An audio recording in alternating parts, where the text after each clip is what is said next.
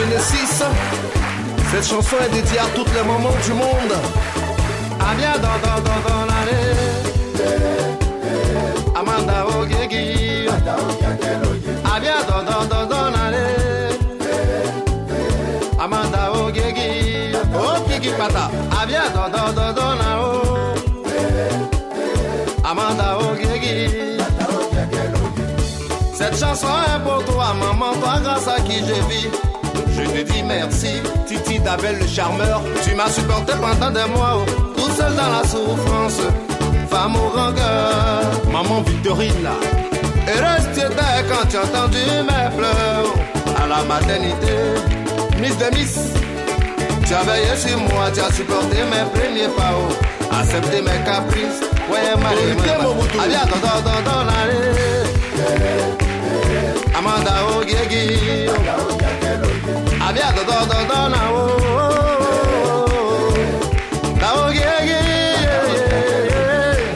elle est tellement précieuse quand on l'adore, l'adorée. Maman, Richie Alassane Camara, elle est comme le parfum de la vie. Autorité Seigneur, même quand elle n'est plus, elle est toujours sur nous. Alors ne la bats pas, ne la frappe pas, ne la laisse pas, non, non, non, non, non. Elle a tant souffert pour toi, oh. Jusqu'à ce que tu deviennes ce que tu es. Oh, Anisette Munda. Mais pourquoi pendant que tu es riche, tu ne lui donnes pas le bonheur. Maintenant tu la rejettes. Ouais, Abia dans Naro. Yabongo, t'invite à danser, oh maman chérie. Oh, dans l'allée. Abia, oh, Guéguio. Maman, Spider-Man ivoirien, braver le feu, sauver la maison de votre voisin. Nous tous, on est des héros ici. Hein. Moi-même, ça, là, c'est pour mon voisin. Comme il voulait pleuvoir, là, j'ai enlevé ça sur la porte. C'est pour mon voisin. C'est bon? C'est pour mon voisin. Il voulait pleuvoir, donc j'ai enlevé sur la corde. Je suis un héros aussi.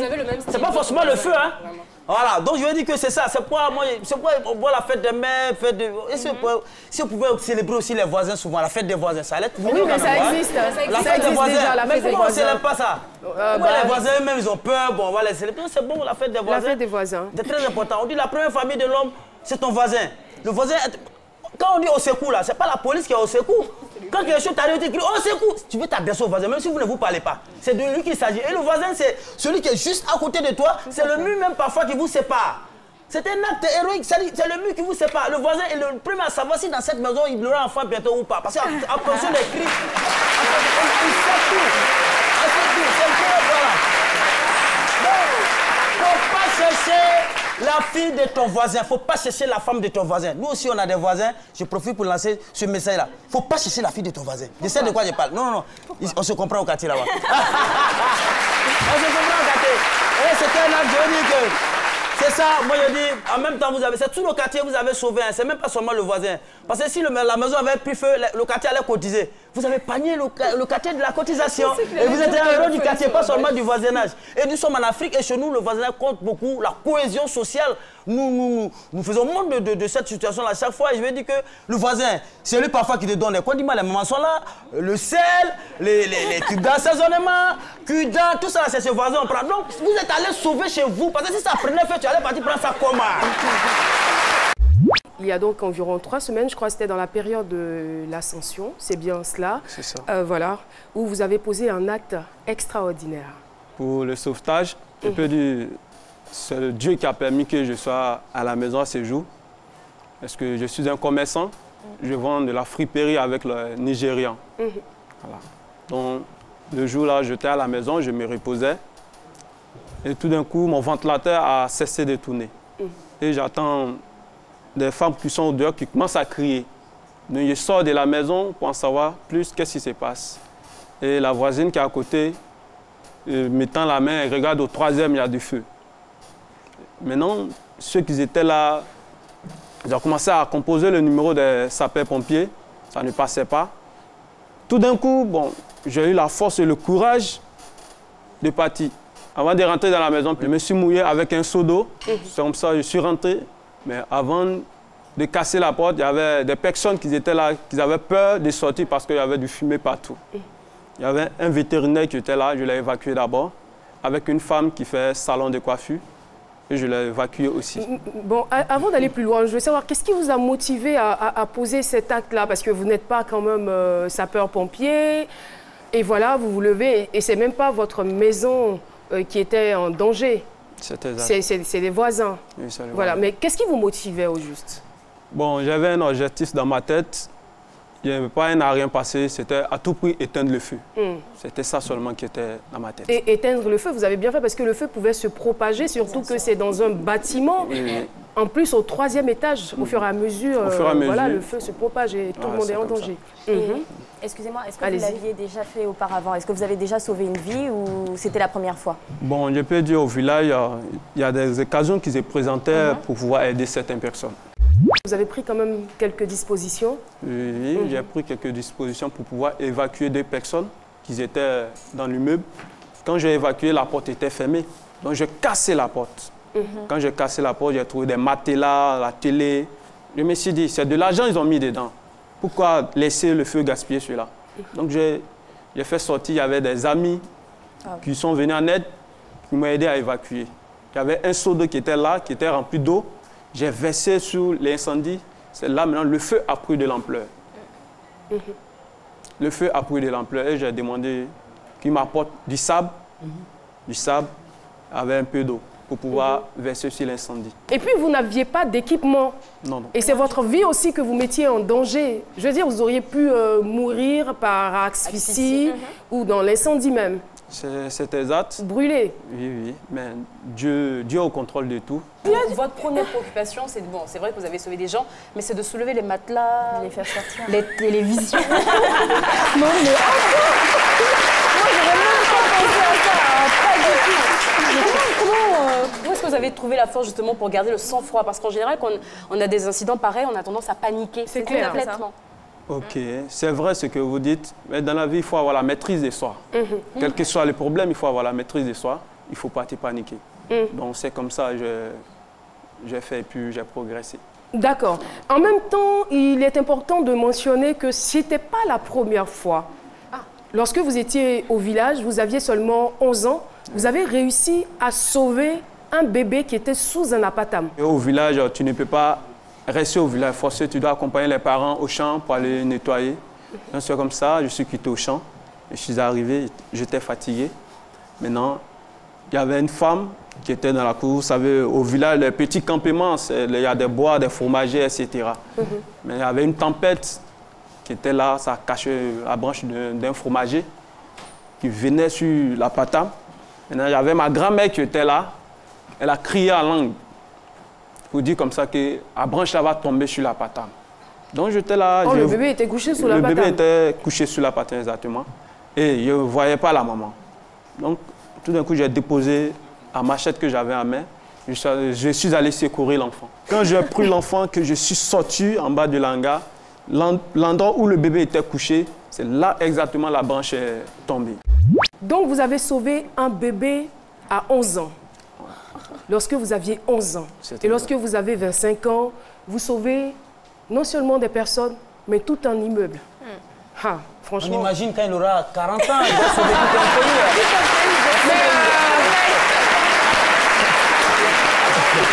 En même temps, je suis tentée de savoir, c'était quoi votre métier de rêve?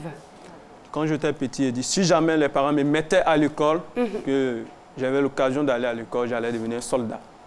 Ces voisins-là, quels étaient vos rapports avant l'incendie? Bon, je suis quelqu'un, je ne suis pas trop... Oui, mais quand même, c'est vos C'était bonjour, voisins. bonsoir, c'est tout. Vous êtes un peu renfermé? Bonjour, bonsoir. Bonjour, bonsoir. Et vous n'êtes jamais arrivé chez eux? Non, non. Il n'y a pas une jolie fille là-bas que vous regardez là-bas, il n'y a pas tout ça. Et voilà. Puisque vous êtes entre la vie et la mort, quel sentiment vous anime? Le sentiment qui m'anime, bon, je ne vois pas trop... Vous n'avez pensé à rien? À rien en tout cas. Même pas la mort? Mais la mort, personne ne va y fourrer. Hein. Pardon? Vous avez provoqué la mort aussi? Non, je n'ai pas provoqué. Au moins, bon, je ne souhaite pas, si ça se tournait mal, au moins la population leur dit qu'il y a un jeune qui est mort en sauvant quelque chose. Et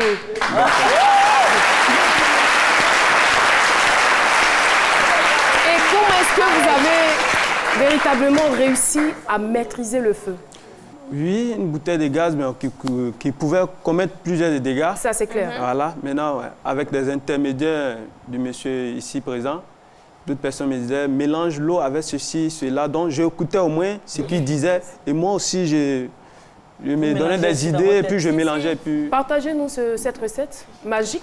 Voilà. Les mélanges, ça peut servir. Voilà. Vous avez mélangé quoi et quoi? J'ai pris de l'eau, du sable, de la poudre du savon. De savon, voilà. D'accord. Et ça a réussi à maîtriser le feu?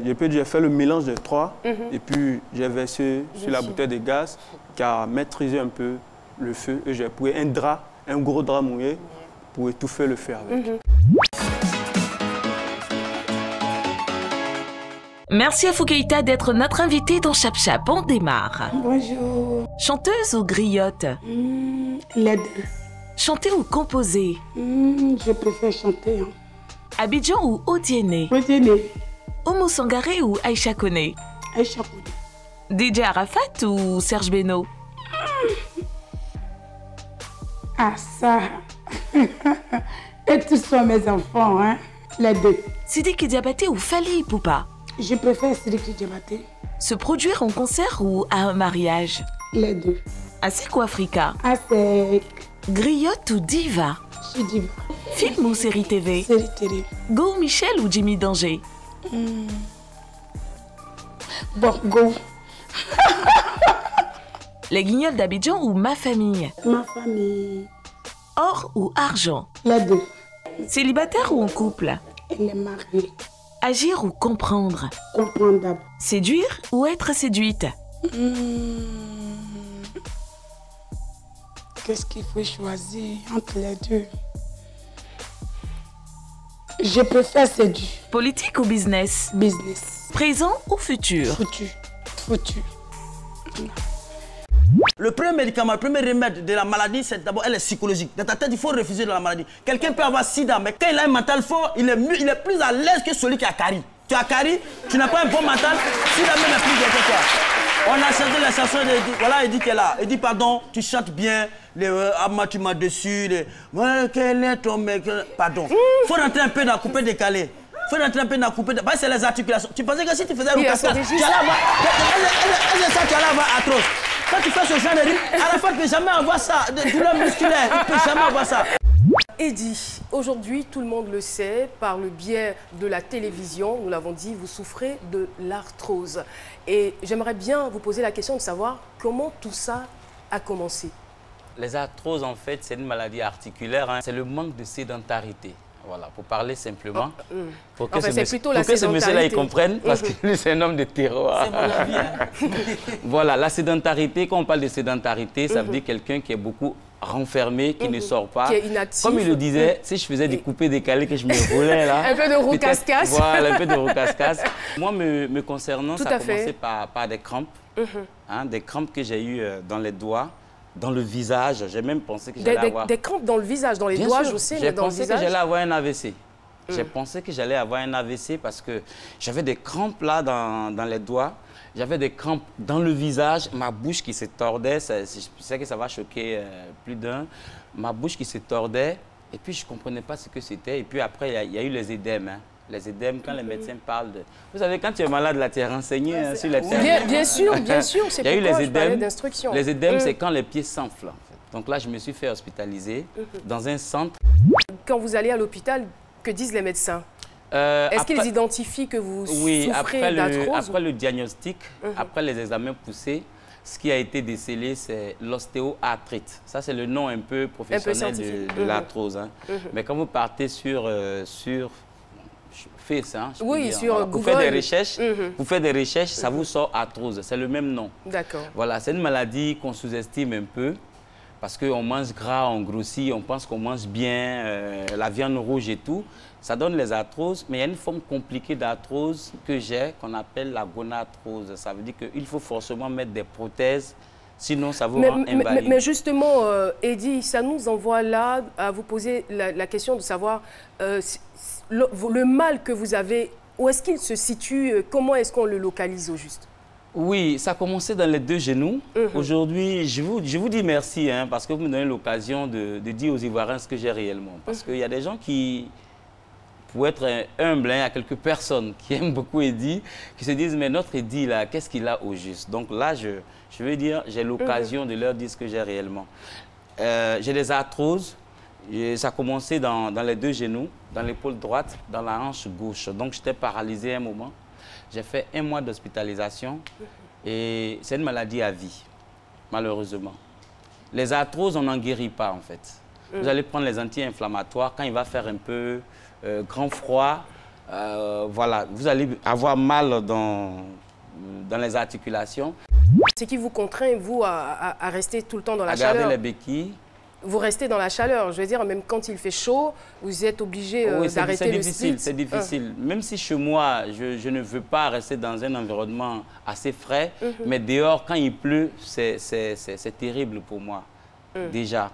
Donc, les arthroses, comme je le dis, l'arthrose qui m'est restée, c'est l'arthrose du genou, la gonarthrose. Donc, sinon, au niveau des épaules, au niveau de la hanche, là, c'est un peu toléré, ça commence à aller. Au niveau de la hanche, au niveau du genou droit. On ne va pas aller très rapidement. Alors, au niveau de la hanche et des épaules, je veux dire, c'est à l'issue de quel traitement que vous avez obtenu ces résultats? Oui, ça veut dire quand vous faites les recherches, où je vous ai dit là, quand vous faites les recherches, ça vous dit que l'arthrose, ça attaque les 2 genoux. Ça attaque les articulations, en fait. C'est une usure des articulations. Mais il y a une arthrose qui va forcément rester. Il y a le médecin. C'est lui, non, le médecin du jour. Le doc du jour. Ah, d'accord, docteur Philo. Il est là, si je mens, il va me contredire. Hein. Donc, il y a... Ah, vous allez beaucoup mentir. Hein. Vous allez vraiment mentir. Hein. Parce que ce n'est pas un vrai médecin. Mais allez-y. Voilà, je veux dire, il y a une arthrose qui va forcément rester. Je ne sais pas pourquoi. Hein. Ça veut dire que ça commence dans les 2 genoux. Mais il y a un genou qui va se libérer de cette maladie. Et puis, il y a un autre genou qui va garder la maladie. Et là, ça devient gonarthrose. Là, il faut forcément une opération. D'accord. Pour mettre une prothèse. Parce que les 2 os se touchent tellement que ça fait une inflammation et ça crée de l'eau. Il faut des ponctions. Quand on parle de ponctions, il faut piquer de ces aiguilles-là, tirer de l'eau. C'est terrible. Tout à l'heure, vous disiez que vous aviez mal à l'épaule, donc l'épaule était aussi atteinte, la hanche pareil. Alors, je veux savoir si c'est par rapport au traitement médical qu'aujourd'hui, vous n'avez plus mal. Je sais que je ne suis pas en train de faire une mauvaise publicité. On m'a dit de ne plus manger la viande rouge. Je sais que les gens de l'abattoir, ils ne vont pas venir se plaindre chez moi. Ah, donc vous êtes soumis aujourd'hui à un régime alimentaire, Voilà, on m'a soumis un régime alimentaire. Je ne mange plus de la viande rouge. Et depuis lors, c'est dans le genou gauche maintenant que je sens le mal. Comment ça se manifeste, cette douleur-là? Ça se manifeste par des douleurs. Et les médecins appellent ça douleur aiguë. Ça veut dire que ça n'a rien à voir avec. Est-ce qu'il vous arrive de vociférer, de pleurer? Ah, le nom de ma grand-mère qui est décédée, là, j'avais un peu oublié, j'ai pas oublié le nom. Mais je vous dis que souvent, je suis là dans la maison et puis je me surprends à crier son nom, mais c'est terrible. Cette maladie-là, je ne la souhaite pas à quelqu'un. C'est une maladie terrible. Ça veut dire que la douleur est aiguë. Dans le genou qui s'enfle, il y a de l'eau. Quand on fait les ponctions, je ne veux pas vous choquer, souvent, c'est le liquide synovial, comme les médecins le disent. Synovie, ça veut dire qu'il y a un liquide. Et souvent, quand le liquide est infecté, ça devient, vous me permettez le mot, hein, allez-y, ça devient du pus. Quand vous sort du genou, c'est terrible. Et c'est tellement douloureux.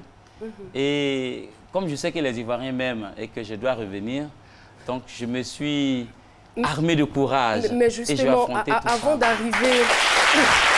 Merci beaucoup. Ça se sent que vous êtes armé de courage. Justement, moi, je veux savoir, pour quelqu'un qui est aussi ou qui a été aussi adulé, qui a fait de grandes scènes et qui plaît vivement aux téléspectateurs et aux spectateurs, lorsque vous avez ce genre de maladie qui vous paralyse pendant 1 mois et qui vous empêche de pouvoir marcher comme auparavant, dans un premier temps, comment est-ce que vous vivez la chose? Ben, au départ, j'essaie d'affronter la maladie. Évidemment, à un moment, je vais être déprimé, voilà, parce que quand ça va s'étendre ou bien s'étaler sur le temps, au bout de 1 an déjà, je déprime. Je me dis, mais qu'est-ce que j'ai comme ça?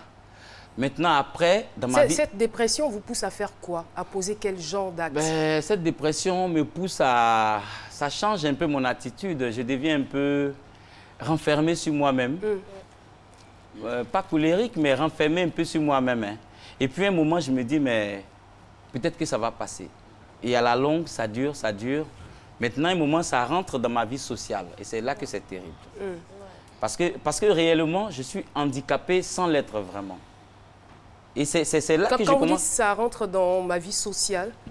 Oui, dans ma vie sociale, parce que dans ma vie de tous les jours, je n'étais pas handicapé, entre parenthèses.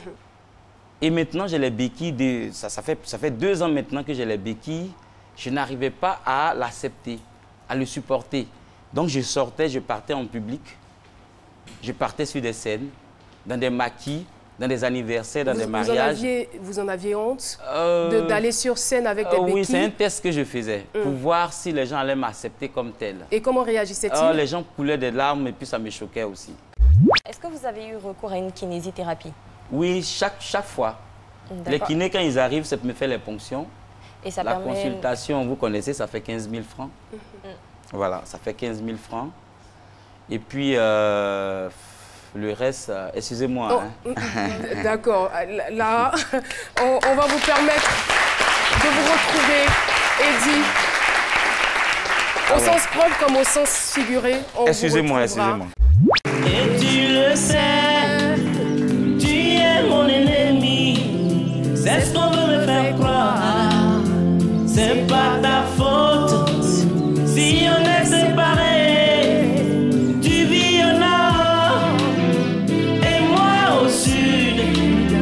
Donne-moi la main, donne-leur une leçon à ces politiciens. À ces politiciens.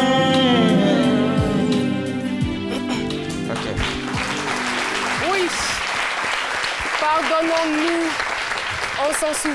On se souvient, mesdames et messieurs, de cette chanson. Et moi, cette chanson m'évoque beaucoup de souvenirs. C'était donc à la suite de la crise militaro-politique qu'a connue la Côte d'Ivoire. Et il y avait des familles qui étaient séparées. C'était terrible, c'était terrible. Et le texte, il était tellement fort. Tu es mon frère, tu es ma sœur. On veut nous faire croire qu'on est des ennemis. On n'est pas des ennemis. Je pense que cette chanson reste quand même d'actualité. Et Eddie... Chapeau bas pour cette mélodieuse chanson. Et comme je le disais, on ne parle pas aujourd'hui de votre carrière. Beaucoup de larmes sont en train de couler sur ce plateau et dans ce studio. Enfin, j'ai pas envie de dire malheureusement, c'est naturel. Mais Eddie, moi je pense qu'il n'y a vraiment pas de problème sans solution. Il n'y a pas de problème sans solution et vous êtes armé de courage, vous nous l'avez dit, et nous croyons qu'une solution sera trouvée au plus vite, n'est-ce pas? Alors, je veux vous poser la question de savoir à quel niveau du traitement vous êtes. On a déjà parlé un tant soit peu du diagnostic des médecins qui vous ont donné les différentes raisons pour lesquelles vous aviez cette maladie, la consommation, on va dire, de la viande rouge, la sédentarité, le manque d'activité sportive et physique, tout cela, ce sont des raisons, ce sont des causes liées à cette maladie. Mais aujourd'hui, depuis 2 ans maintenant, vous vous traitez. Qu'est-ce qu'il reste à faire pour que vous puissiez marcher? Ce qui reste, c'est l'opération pour me mettre une prothèse, voilà, pour que je puisse marcher normalement, être comme vous, voilà, et puis retrouver... Nous, on ne voit vraiment pas de différence, on voit juste, quelqu'un qui nous impressionne par sa voix, par ses chansons. C'est vrai, mais il y a la douleur aussi qui accompagne, voilà, au moins tout le monde dort tranquillement, vous êtes là, vous lamentez et tout. Voilà, donc c'est l'opération pour mettre une prothèse et puis retrouver ma mobilité dans le temps. Vous parlez de la douleur, moi ce que je veux savoir, est-ce que vous avez des moments de répit? Est-ce qu'il y a des moments où la douleur se calme? Il y a des moments de répit, justement. Il y a des moments de répit. Comme je l'ai dit, ça ne supporte pas la grande fraîcheur. Hein. C'est un peu comme le rhumatisme, mais c'est grand. Il faut parler un peu comme c'est grand frère de rhumatisme, en fait. Voilà. Et justement, comment vous faites? Parce que vous dites que c'est quand il pleut que la douleur... Des anti-inflammatoires. Oui. Donc assez d'anti-inflammatoires. Vous maîtrisez les saisons, vous savez que dans telle période il va pleuvoir. Vous vous armez d'anti-inflammatoires, vous attendez ou vous changez de région? Non, non, c'est pas ça. En fait, Merci Philo d'avoir donné le sourire à notre invité. Ah, mais c'est ça. il a raison. Il a raison parce que... Si tu vois qu'il pleut fort ici, tu vas au Niger, il fait chaud. Après, tu reviens. C'est des idées qu'on se donne en attendant. Non, voilà. Comme on a dit, en fait. Non, il a raison parce que pour une maladie pareille, il faut se préparer en fait. Ouais. Voilà, il faut avoir les médicaments, il faut avoir sa petite boîte à pharmacie et tout. Donc moi j'ai des anti-inflammatoires. Je ne vais pas dire les noms ici pour ne pas faire de publicité. J'ai des anti-inflammatoires. Donc quand j'ai mal, je prends les anti-inflammatoires. Souvent même je prends et puis ça ne soulage pas le mal. Ça dépend de ce que j'ai mangé la veille ou bien le jour. Si je me suis trompé à manger de la viande, mais là, la douleur est plus vive, quoi, en fait. Donc, vous êtes pratiquement obligé de prendre des médicaments constamment? Constamment. Et comme ça ne se guérit pas, voilà, je peux me rétablir, je vais marcher comme vous, mais peut-être que, je veux dire, il n'y a plus de liquide entre mes articulations, malheureusement. Mais heureusement que ça n'a pas attaqué ma voix aussi. Non, heureusement. J'adore. Et justement, ça m'envoie à vous poser la question de savoir, est-ce que cela a eu un incident sur votre carrière musicale? Oh, pas du tout. Ça m'a seulement freiné, en fait. Dans mon élan, parce que tout le monde sait, tous les Ivoiriens savent que j'avais fait sortir un dernier qui n'était pas mal du tout, qui n'est pas mal. Et j'ai commencé à vendre les CD. Qui s'intitulait Baba Achao. Baba Achao, d'accord. J'ai commencé à vendre les CD dans un camion sonorisé. J'ai même vendu 30 000 CD en 2 mois. La maladie atteint généralement les personnes âgées de plus de 40 ans. À partir de 50 ans, vous n'aviez pas 40 ans lorsque vous étiez atteint de cette maladie. Non, moins que cela. Pour dire la vérité, comme le dit... je veux dire... Si ça... Non, j'ai dit mon âge. Hein. Ah, d'accord. Ne soyez pas, ne soyez pas choqués. J'ai 42 ans. Ah, vous avez 42 ans.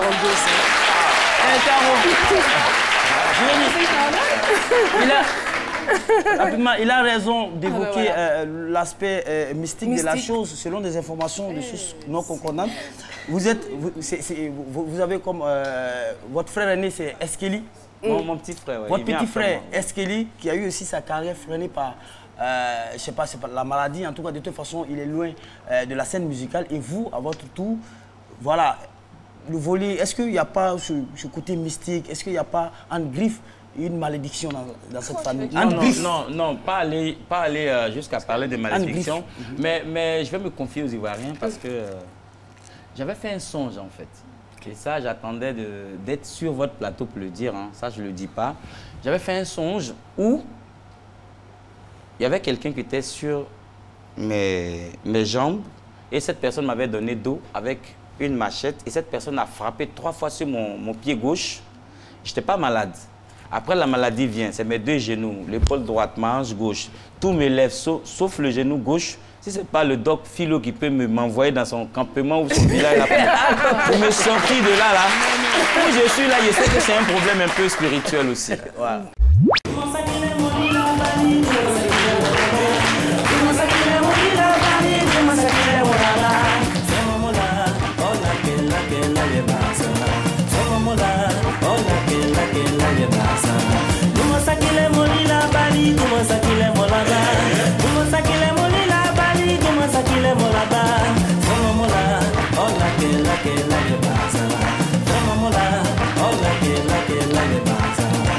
On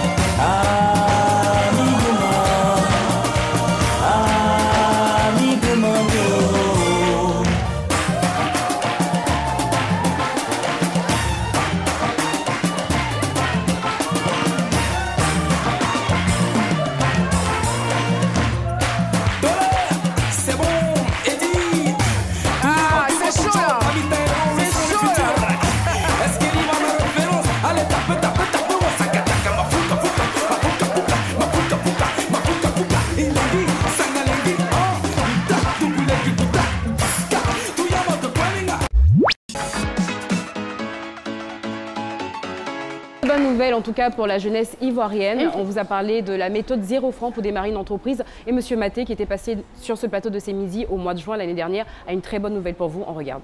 L'année démarre très bien pour le club C'est Midi. Les bonnes nouvelles se succèdent chaque semaine. Vous avez certainement entendu parler de la technique 0 francs, la technique de Monsieur Maté, qui consiste à démarrer une activité quasiment sans argent. Le 29 juin 2017, il nous racontait son aventure presque surréaliste. Le club C'est Midi l'a rencontré car il a de très bonnes nouvelles pour la jeunesse ivoirienne. Bonjour Monsieur Maté, comment vous allez depuis l'expérience C'est Midi?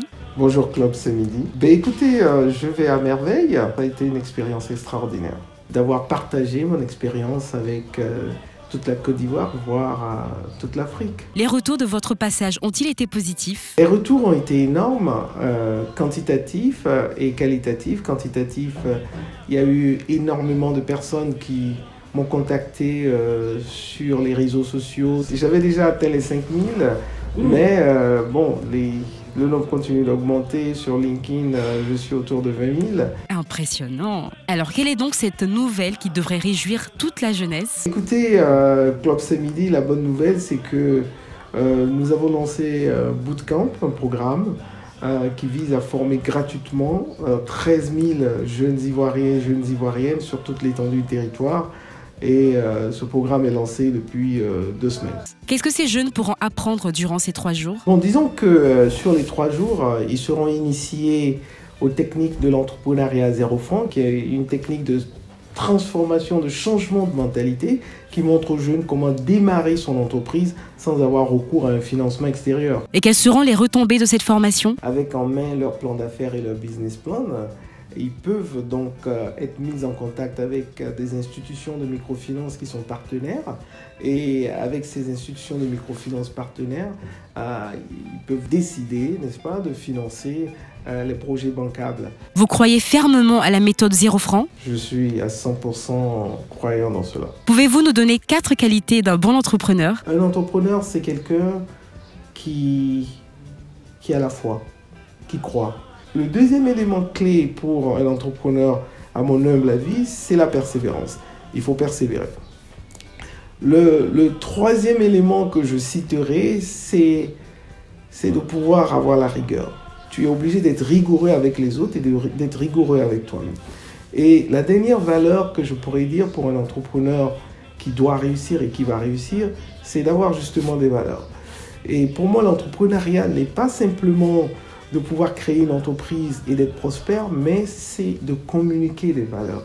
Et pour terminer, quelle est votre devise? Transformer la jeunesse ivoirienne en une armée d'entrepreneurs de classe mondiale. L'entrepreneuriat séduit de plus en plus la jeunesse qui y trouve un moyen de lutter contre le chômage et la précarité, car il élargit l'éventail des possibilités de l'emploi. D'un point de vue économique, la création de nouvelles entreprises est un moteur essentiel de la croissance et permet de dynamiser le tissu économique. Si un pays veut être compétitif, il doit veiller à ce qu'un grand nombre de sa population soit sensibilisé à l'esprit entrepreneurial. Parmi toutes les régions du monde, l'Afrique subsaharienne concentre en effet la plus forte proportion, soit 60% de créateurs d'entreprises potentielles parmi les 18 et 35 ans. Et depuis quelques années en Côte d'Ivoire, des jeunes entrepreneurs sont récompensés. Ces jeunes sont accompagnés dans la réalisation de leurs projets. C'est le cas d'Ibrahim Benaziz Konaté, 21 ans, ayant reçu le 6 août 2017 le prix d'excellence du meilleur chef d'entreprise catégorie jeune, propriétaire depuis plus de 2 ans d'une entreprise exerçant dans le secteur avicole, avec un chiffre d'affaires de plus de 3 millions de francs CFA par mois.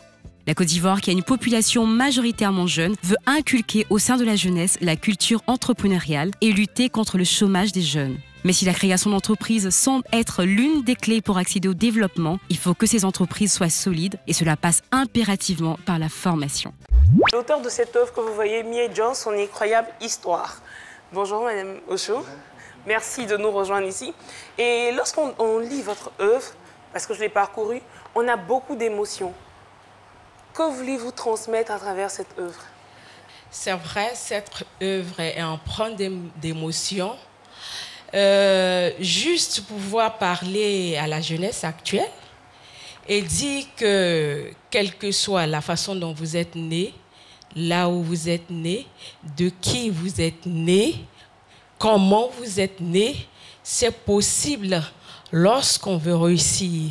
Lorsqu'on veut quitter un point A point A, point B, quelles que soient les tragédies, on peut y arriver. Voilà.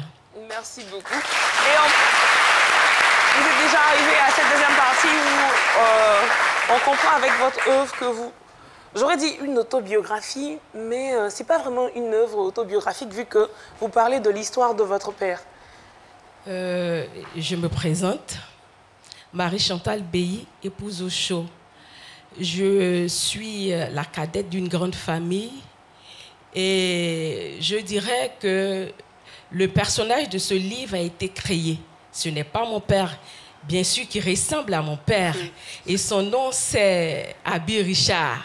Voilà. Et c'est le témoignage de son histoire, mais j'ai créé un personnage qui lui ressemble. Zouglo! Piégez un Zouglouman, ensuite. Aujourd'hui, là, c'est toi qui vas faire le piège à ma place parce que eux, là, ils me connaissent. Même s'ils me déguisent jusqu'à demain matin, ils vont m'attraper. Quand tu vois, c'est pour ça que je t'habille en benguis. Donc, tu vas faire la benguis. Quand on va arriver là-bas, d'abord, on va appeler. On appelle. J'ai déjà appelé son manager pour la briefer. Donc, quand tu parles à lui, là, tu lui dis que je viens de Paris, j'aime votre musique et tout. Donc, tu fais un peu comme si tu fonds de lui façon. Tu le dragues. Maintenant, tu lui dis que tu arrives là-bas. Dans son coin là.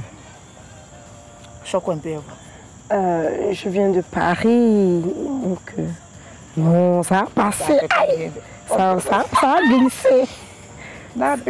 J'ai la foi. Allô? Bonsoir. C'est Sawako? Oui, c'est Sawako. Ok, je suis en train de venir maintenant vers vous là. Ah bon? Ah, moi, je sais pas. Mais vous êtes où? Bon, je sais pas. Bon, ok, Ayopougon, oui, allô? Mais demain on a un maquis où on fait des soirées, demain comme ça, il y a une soirée qui est là, les gens vont venir. Ouh là là là là là là là là là là, j'ai quelque chose de balèze de prévu demain à Bassam. S'il vous plaît, je suis déjà en route. Tonton Moussa m'a donné les indications, tout et tout. Vraiment, faites un effort parce que là, si je ne vous vois pas ce soir, franchement, je ne sais pas comment ma vie va se terminer. Franchement. Franchement, tu sais, depuis Paris, j'adore la musique. Non seulement j'adore votre musique, mais je vous adore vous-même. Surtout toi, Sawako, franchement. Voilà. Il faut que je te voie de mes propres yeux ce soir pour pouvoir vraiment avoir le cœur tranquille, s'il te plaît. Ok. Donc j'arrive. Je suis lavé, m'apporter et puis on se passe.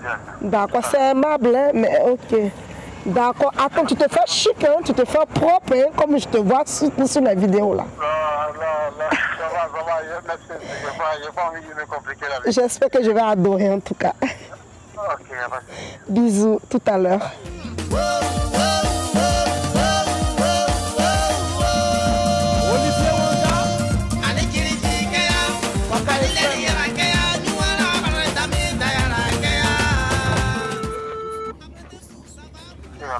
Allô? Oui, ça va quoi? Je suis à je veux dire à 10 minutes de là. Voilà, et puis attends, de toi à moi. Après le petit moment dans le maquillage, je souhaiterais qu'on se retire un peu quoi. Entre nous. Apprêtez-vous, ça va bouger. Yannick Côte d'Ivoire. Waouh. Waouh. Comment tu vas? Alors là, je suis vraiment ravie. C'est un rêve qui se réalise vraiment pour moi. Attends que j'enlève mes lunettes, que je te vois de vrai, que je te touche de vrai. C'est quel nom déjà, excuse-moi? C'est quel nom déjà? On a même oublié. Oui, ça, les civilités. C'est Stéphanie. Stéphanie. Oui, Stéphanie. En fait, je suis avec ma soeur qui voulait aussi voir une amie qui voulait voir Tim, mais là, elle est restée au sport.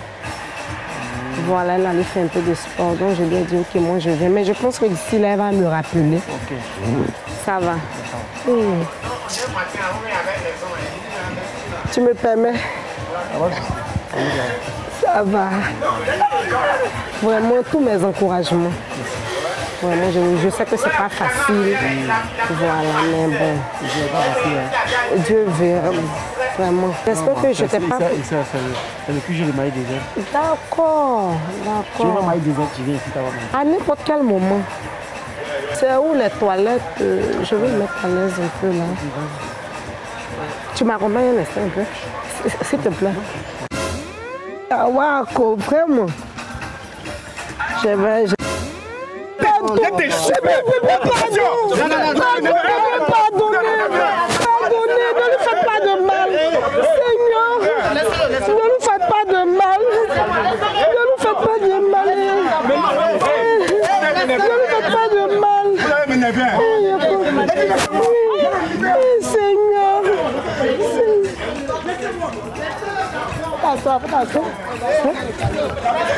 Pardonnez, mais laissez-le. Bébé, c'est un artiste que j'aime. Non, mais je suis fan de lui, c'est pourquoi. Bébé, pardon. Je suis fan de lui, c'est pourquoi. Pardonnez, libérez-le. Libérez-le. Merci vraiment. Pardon, ça va quoi, pardon.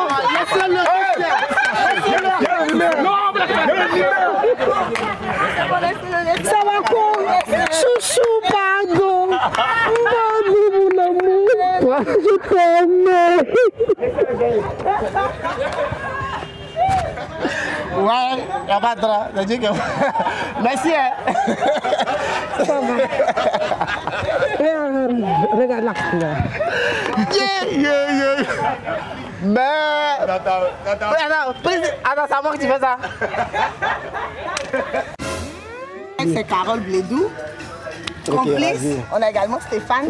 Ah oui. En tout cas, non, ça là, je vais passer, elle ne raconte pas de lui. Mais elle est au gros bras, lui. Faut me frapper maintenant.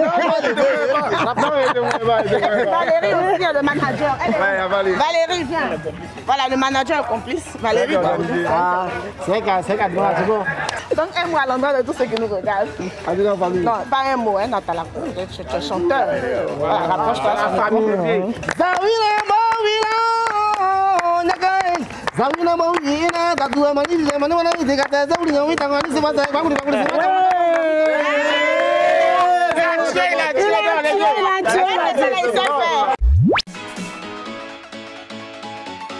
Cette semaine, j'ai découvert encore pour vous un talent à part, un jeune Ivoirien de 23 ans qui produit depuis 2 ans des tableaux très joyeux à partir de claviers de téléphone qu'il récupère ici et là dans les décharges d'Abidjan. Alors viens mon garçon, il s'appelle Manu Désiré Kofi, regardez ses œuvres. On est tout de suite séduit par les couleurs, les courbes, mais aussi les paysages urbains de son travail qui affiche déjà en photo sûrement chez vous à la maison ou sur l'écran ici. Ça nous interpelle tout de suite, Caroline, parce que là, il est question d'une génération connectée au téléphone. On est devenu quasiment indépendant au téléphone. Et puis, ce qui nous touche encore plus, c'est sa démarche 100% recyclage. Une façon de nous dire, c'est vrai, qu'on consomme beaucoup, on est très technologie, mais n'oublions pas l'environnement. Donc, en recyclant ces claviers-là, il envoie un message très fort à notre génération et surtout à tous ces amis. Oui. Jean-Michel, excusez-moi de vous interrompre. Un mot, quand les gens arrivent ici, quand on reçoit des invités, ils nous offrent tout de suite des cadeaux. Mais aujourd'hui, là, je veux demander pardon, je veux le tableau. Mounou, pardon. Mounou Désiré Kofi, oui. Est-ce que vous offrez votre tableau à Caroline? Bon, j'ai une surprise pour elle. Bon, ça vient. Je vais... Quoi? Non, demain, j'ai une surprise pour elle. Pardon? Demain, j'ai une surprise pour elle. Demain? Oui, oui. Un cadeau spécial. Mounou, c'est de façon courtoise. Oui, c'est normal. Je veux ce tableau. Non, elle veut ce tableau. Je le veux. Je le demande et je le veux. J'aime donc, je le veux. Voilà. Merci Mounou. Alors, même si j'ai un peu forcé, voilà. Je pense sûrement qu'il doit avoir un très beau tableau quelque part à la maison pour vous. Bon, elle prend ça là, l'autre, la faut m'envoyer demain. Merci beaucoup. Alors, il est en licence à l'École nationale des beaux-arts à l'INSAC. Et je pense qu'il va bientôt, c'est le 18 octobre prochain, exposé au cours d'une action collective. L'exposition Une toile pour sauver l'enfant. Super, en tout cas nous encourageons les beaux talents. Si vous avez dans votre environnement, dans votre voisinage, un garçon ou une fille qui fait quelque chose d'assez authentique, de spécial, n'hésitez pas à me contacter sur ma page Facebook. On les aidera également à se mettre en lumière ici. Bravo Mounou, Désiré Kofi, sa page Facebook va afficher chez vous à la maison. N'hésitez pas à le suivre et surtout à consommer ses créations. Merci à vous de nous avoir suivis. Vous le constatez, le temps qui nous avait été imparti est échu. On se retrouve tout de même demain pour un autre numéro. D'ici là, restez sur RTI1. C'est la chaîne qui rassemble. Au revoir.